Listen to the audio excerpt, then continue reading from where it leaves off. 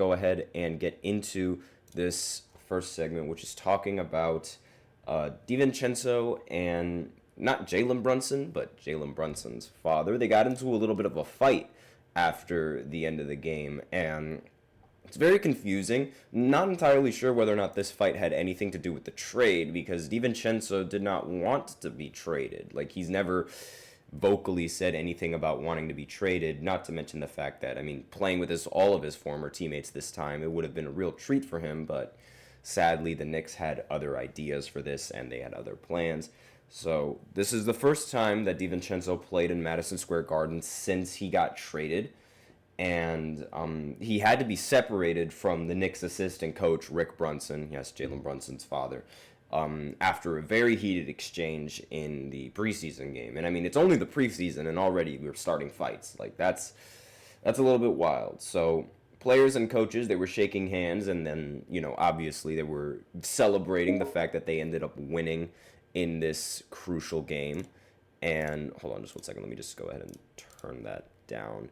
And so obviously, there was a little bit of a verbal dispute, like, after the game, and DiVincenzo apparently, like, he was told that there was a quote, or that people have seen him said, "I was talking to Thibs." Like, DiVincenzo was heard saying on camera to Rick Brunson at one point.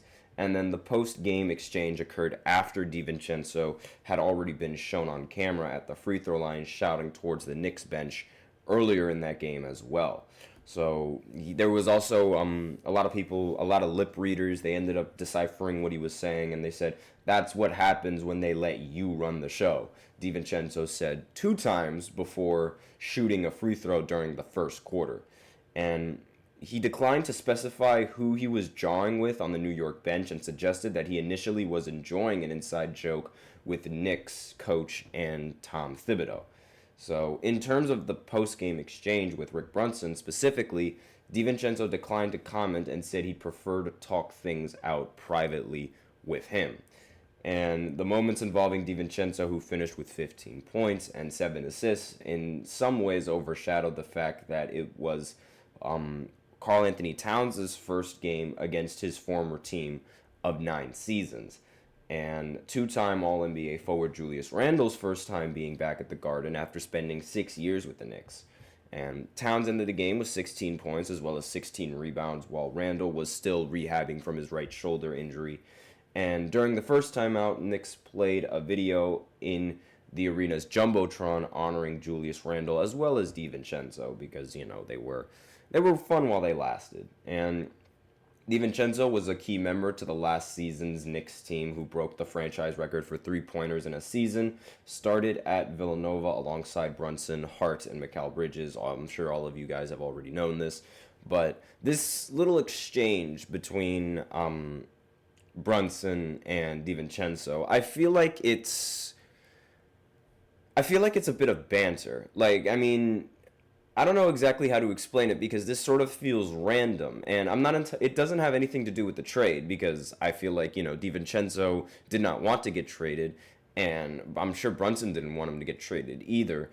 But I feel like this is just sort of banter between between this coach and between this NBA player, and it's really like, I don't know how to describe it. It's unnecessary. Like, that's really the first thought that comes to my mind. Like, there shouldn't be any bad blood between those two people, especially considering the history that they have, not just with not just the relationship of being in the NBA, but also like even before that when they were all in college, because obviously DiVincenzo must have known or at least talked to Jalen Brunson's father at least at some point.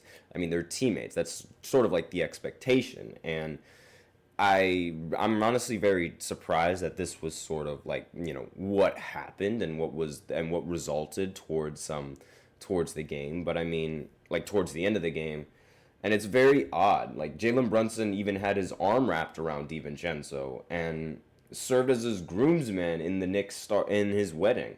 So during a chunk of the post-game verbal exchange, like, I mean, I really don't understand like what the purpose of it was. And Jalen Brunson said, quote, "I was right there when asked if he saw the exchange," and apparently his words were that it was words of affirmation, like between the two. And my relationship with Jalen, that's my brother and my best friend, DiVincenzo said. That's a separate relationship. I'll talk about that privately and figure everything out, but it is what it is. And again, it's like, I don't know exactly what could have been said that was so bad that it needs to be discussed privately. And I feel like it's just banter. I don't know why. I just feel like it's friendly banter that these two tend to do. That might be the relationship that these two have. And maybe the banter went a little bit too far at one point. Maybe that's sort of why the exchange even happened. It's very confusing. We're most likely not going to know the reason of this, but if things don't get resolved, I wouldn't be surprised if we'll see another brawl like this between these two teams in the regular season, even though I feel like fights like this in the NBA are absolutely pointless. Like, given what the refs allow you to do now, if you get into a fight like this, you're just detrimenting your team, and not to mention, you're not even going to do anything afterwards. Like, it's all just for show. All of these NBA players that get into fights, it's literally just to create some drama, and it doesn't help the team. It genuinely does not help either side, because you should be focused on the game. You shouldn't be focused on trying to pick a fight with someone that you're inevitably not going to fight. Like, a lot of people, there's several examples of this with Joel Embiid. Like, Joel Embiid would start to pick a fight with somebody shorter than him, or the other way around, and it amounts to nothing and really just wastes time and probably results in 2 free throws for Joel Embiid. But it's like, I don't understand why these fights happen in the NBA. We know you're not going to do anything. We know you're not going to, after the game, you're just going to go about your business. And then after the game, you're probably going to get fined. You're going to get chewed out by the coach. And like, it's just bad news after bad news. It makes absolutely zero sense to fight in the NBA now. And apparently, Anthony Edwards had some things to say about this as well. And he said, "You can't be mad at him, man." Edwards said, "He makes all the right plays and shoots the cover off the ball. New York is definitely going to miss him." And the other Timberwolves acknowledged feeling this fair share of emotion over the course of the night, too. Edwards called Towns his brother, while Minnesota coach Chris Finch said it would take a while for it to feel normal seeing the big man wearing a different uniform. And there was also another quote from Finch saying, "It's like a death in the family in some ways," which is very dramatic now that I think about it. You got to make it through that first year and everything is going to be a little odd. Once we get started, it'll be business as usual. And I really feel like that's just a little bit of a dramatic quote. I mean, nothing can compare to a death in the family. And comparing a trade to a death in the family, especially with Karl Anthony Towns, I don't really think it warrants for that kind of reaction. But then again, let me know in the comments what you guys think. Maybe you guys think something completely different. So that's all that I have for the first segment. So now we're going to go ahead and go into the second segment, where I talk about some NBA trades that I felt like should have happened during the offseason, but ultimately ended up fizzling out or didn't even get considered. So I'll talk about that right after this short break. Be sure to stay tuned. I feel like I'm losing my mind. Is everybody in the world blind?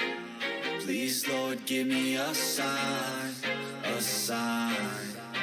I feel like I'm losing my mind. Is everybody in the world blind? Please, Lord, give me a sign, a sign. I wanna be the greatest. Everybody on the fake shit. I look around and feel like everybody is the fakest. I make this every day and I'm impatient, hoping one day I blow up from the basement. Statement, the top is so vacant. I don't hear shit that I think is amazing. Waiting for my day when I'm playing sold out shows for 1,000 faces. Hey, give me that crown, get in my way and to be put down. It ain't your place, all this my town. If I want that shit, then I'll get it right now.